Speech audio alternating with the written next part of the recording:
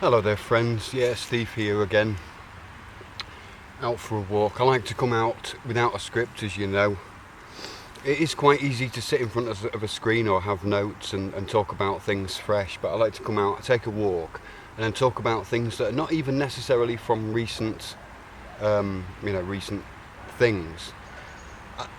I think about a lot of things, I watch the system and I think about laws, money, these types of things. What are they, what power do they have over us, and why the world's in such a mess and stuff. So I think about these ideas and I let them ferment like wine, like the weeks go past and I start to change my own feelings and atmospheres towards my own discoveries or ideas that I've had, realizations. So I like to have a realization and then wait for a while.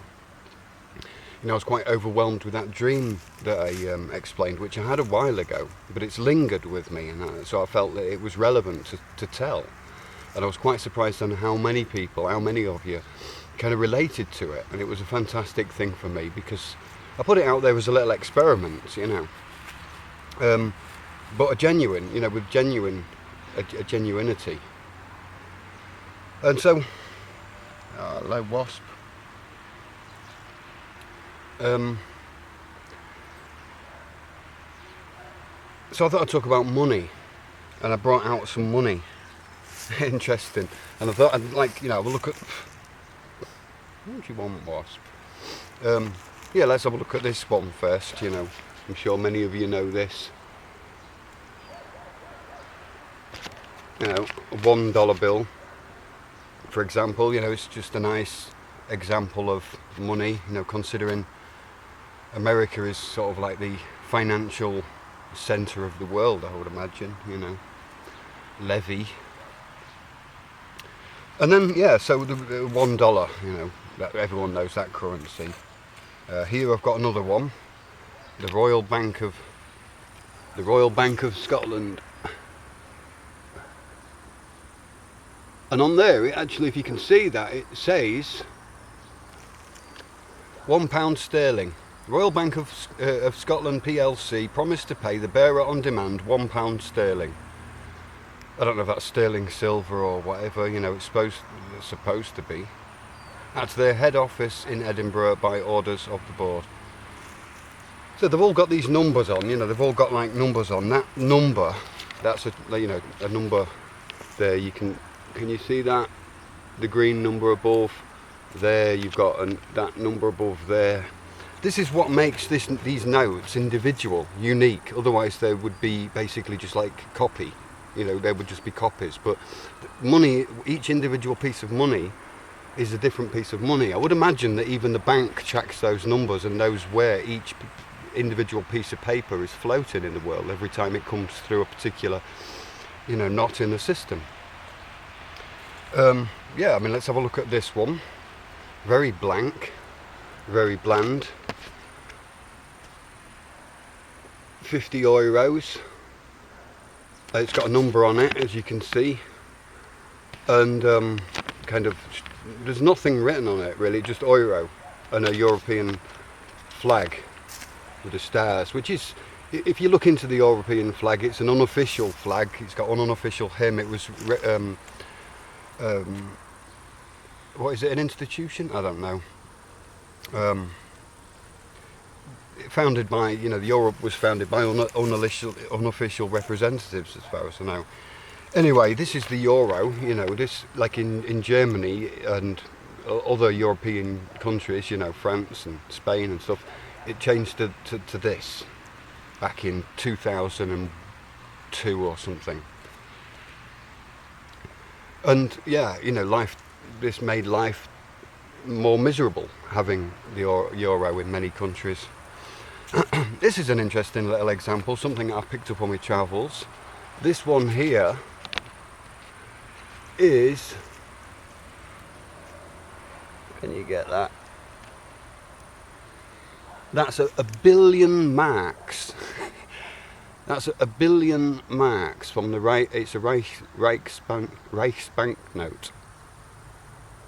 That's 1,000,000 marks. Again, looking at the top there, you've got the tracking number. see. So yeah, it's quite a good little picture. You see on the back there, banknote. That's a real one. That's a real note. And I don't know if you know, some of you might know about history and about the the German currency. You know, it was said that you could carry it around in bucketfuls and only buy a loaf of bread, sort of thing, because the currency was it just so fractionalized that it becomes $1 billion. In German it's called a Milliarde, and a Milliarde means billion. You got a million and a Milliarde. And yeah, so this pile of money here shows, this Royal Bank of Scotland's kind of promising gold, or no gold, sorry, no, promising sterling, which I don't know, I'll have to look in the dictionary. Maybe you can write in the comments below what the exact definition of sterling is without the word sterling silver. What's on these things is quite interesting. Pictures, faces, symbologies. It's well worth looking into. These things are not just printed by some 2-bit printing shop. These are there's a lot of thought goes into the pictures and the symbology and everything. It is there's something behind it, let's just put it that way. But the thing is, what I kind of wanted to draw your attention to, for example, is like there, right in the middle, what does it say? In God we trust. One. In God we trust. In God we trust. Yeah? If you're using this currency, then that's the words right in the middle that say, in God we trust. Now, there's 4 words there, in God we trust, and each one needs thinking about, because there's a lot more to it than that. But fact is, when we're talking about money being backed by gold and silver and all this lot, it's a misnomer. It's a wrong idea. It leads us astray. When we're talking about in God we trust, let's have a look at the Bible then, because obviously it's all kind of biblical, isn't it? Everything I'm seeing on here, I'm seeing arrows and stars and eagles, beasts, I'm seeing a pyramid with an eye on the top. This is all biblical stuff, so I would imagine that word God there relates probably to the God of the Bible, maybe, considering it's found in every hotel room and every courtroom and every, taught in schools and everything. But what we're taught about the Bible is like pious tales to get us, we really think that the things that happened are supposed to have happened on a historic level, rather than thinking, well, let's take the story and learn from it. Let's not moan and argue about the past. Let's not fucking go off in deep regret about all the things that's done wrong, and everybody who's lied to you, and everybody who's deceived you, and everybody who's deserves it's like,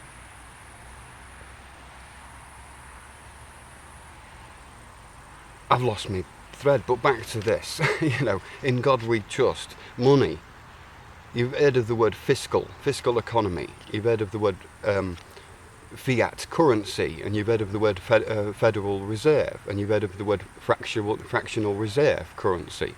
And these words all linked. For example, the word fiat currency is a currency based off fiat, which is the Latin word for faith, I believe. So money based on faith. In God we trust. Trust and faith are correlative, Fractional reserve, fiscal economy, fiscus. A fiscus is Latin, I think. Look these words up. I'm just pulling it out of my memory. A fiscus is a basket, and a fisk is a fish. So when we're talking about a fiscal economy, we're talking about a basket of fish. Now, if you look in the Bible, have you ever read of anybody that maybe had a basket of fish? A little boy gave Jesus a basket of fish with two fish in it, 2 bread. And he broke the fish, fractional reserve, breaking one into 2, just like the same way Bitcoin works. All currencies, all fractional reserve currencies are like that. You have a reserve of fish and you divide it amongst the people. The word fish itself has no plurality. There's a bee around the camera. Go on, B. You're making a lot of noise, probably. So the word fisk is fish, so our currency is more backed by fish, because the fish in the sea, they have no arms and legs, they have no, it's a different jurisdiction. You can, so the fish is there for us to catch in the sea, and we can feed off the fish and live. It's like free, you know what I mean? It's like comes from the sea, and so it comes from that different realm. It comes from the waters, from that. It's like what the Creator's like given us to eat when there's nothing on the trees, sort of thing. So this, this is obviously just a piece of paper with ink on it, and that's given authority. But this carries an idea of that fish being broken up. The 2 fish were broken into 5,000. Everybody was fed and had as much as they wanted, and there was 2 fish left in the basket. That's how a fractional reserve currency works. Federation, Federal Reserve, the word federation, we often think about, the word feder is feather. Father, it comes from like father and vater.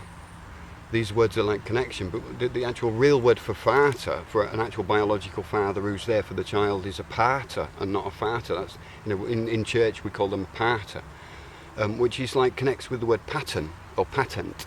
The man has the patent on the idea of the child or whatever. It's his pattern, but he doesn't have the body of law. He doesn't have the womb, so he gives the pattern, and he becomes the patron or pater. But because the father is considered then not there, maybe, he's at war, he's a soldier, the bird symbolically, as the nation catches the child and carries it to safety, carries it to the nest of the federation's nest, you know what I'm saying?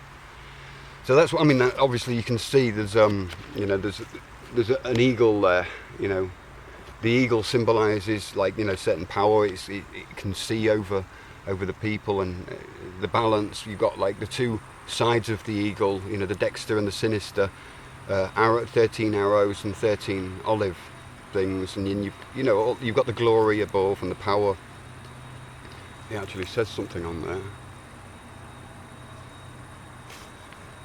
It says on there one new world order and all this sort of stuff, but we don't really need to worry about that. What we need to think about is what money really is. If it's just if it's a concept that's based off a basket of fish that gets divided amongst everybody, and then so it's all only supposed to feed the people. It's not supposed to be just in endless supply. It's there to make it so we can all work together and put our energy, put our promises into, or give our promises value, and then exchange that value. And the piece of paper, these pieces of paper are nothing more than carriers, And in fact, the actual number of the paper and everything, it's not. You can't say that 1 hour is worth one of these, or one of these, or one of these, or one of these. What is an hour worth? An hour to me is worth an hour of my life. And I would never trade that for money, ever. I would never trade time for money. Now people will say, yeah, but what if you was given $1 million? I wouldn't trade my time for money. I would just think about what's the best situation. But it depends on that deal. But essentially, by having a lot of money at hand, you remove the potential of discovery, because you can buy everything. Let's say if it's your heart's desire to to sing Bohemian Rhapsody in front of 10,000 people. There's 2 ways of doing it. One, you could buy that, you could pay everybody to watch you, or you could buy singing lessons, pay for singing lessons, or you could just do it for free and teach yourself from the record, and be that good that you stand on the stage and you get 10,000 people watching you and enjoying what you're singing because you did it off your own back. You didn't use money, or you didn't need to use money to get your skills. You used money to pay the rent and to buy the food and stuff, but your actual energy isn't going in towards getting that money. Then your energy is going in towards doing what you need to do, which is sing to the 10,000 people. And it's not about you then, it's about the whole thing. You can't just buy friends or buy an audience or buy people and then expect that's the same sort of thing. Then it's got to be a free will situation. So when you're singing or playing or doing something, serving others, it's out of the love. It's out of the love of life, out of the love of love. It's out of the love of being together. It's out of the love of doing things together. It's community, and that's what money is about. Money was there to bring us together. In times where, especially in times where we need to concentrate on other things and not concentrate on food, water, shelter, that we have to come together and gather on that hill, like in that situation with Jesus. The idea is that people gathered, and that basket was brought from the child. It's the debt of tomorrow that's been brought to the basket and shared out amongst the people. So money wasn't there so that we can all sit on our own little property, hide in our own little security, and then not see each other, because we don't need to anymore, because we can actually use a bank now. We can actually use the river bank to never speak over the two borders. We don't even need a bridge between us anymore, because we've just got money. And we don't even need to respect each other. We don't even need to give each other credit or value, because I could basically just say you're worth $50. You're worth $1 million. You're worth $10 million. You're worth minus $1 million. Well, what does that mean to anybody? Nothing. It's only stress for yourself. So I just had a little bit of that's just a bit about a few ideas about money. Often when I talk about money, people defend it like I'm the evil one who wants to destroy money and live in a bartering system and not have money because it's the root of all evil. No, the love of money is the root of all evil. Money, moneta, Juno, it comes from Egypt, I think, some goddess of money. So money is the wrong word, really. But it's like honey, we're all bees buzzing around, bzz, bzz, for the queen. I know her face is on the money in the UK, so it's quite ironic in the UK, buzzing around, collecting money. People think I'm just talking rhymes and rhyming things up. Well, to a certain degree, but I'm choosing the finest rhymes. And like I said before, I like to ferment this stuff. I like this information to mature within me before I'm going to give it to you. So when I'm talking and making light of things, talking about fingers and hands and things, that's because this is where it is. When I'm talking about sinister and Dexter, this is Dexter and this is sinister, but obviously to you Dexter is left, and I've talked about this before, and it's so simple and it's in your hands.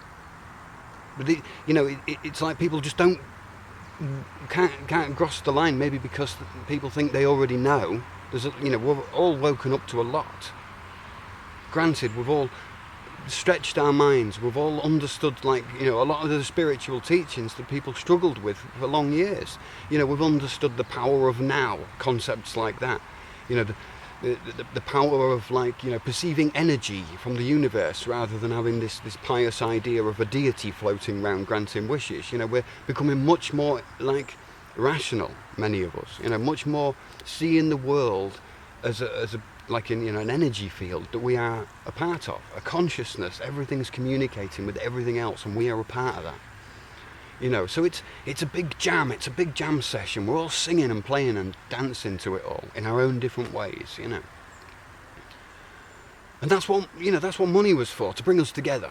Not to make us fight, not make us argue. Because I can say without money, it would be difficult to come together. It would be difficult to express our human, desires and natures and stuff. Because not anybody can do everything. Not anybody can grow their own food, have their own house, make their own television, everything. We need each other.